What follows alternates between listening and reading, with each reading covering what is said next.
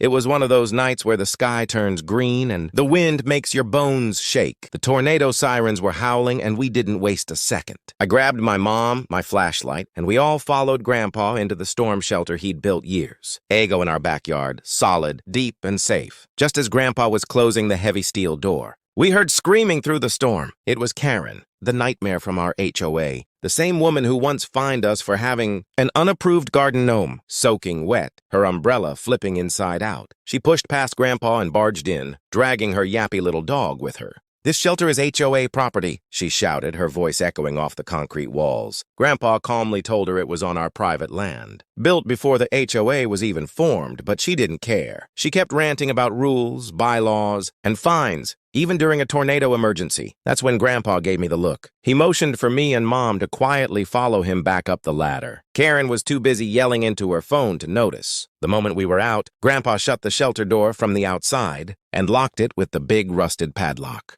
We waited out the storm in the garage, watching trees bend and lightning flash. An hour later, the wind calmed and police lights lit up our driveway. Karen had called 911 from inside, reporting she was held hostage. But when the cops heard what happened and realized she'd broken into private property during an emergency, they fined her for trespassing and misuse of an emergency facility. I thought it was over, and honestly, kind of hilarious. But the twist? The next day, we received a formal HOA notice. Karen had filed a complaint against Grandpa.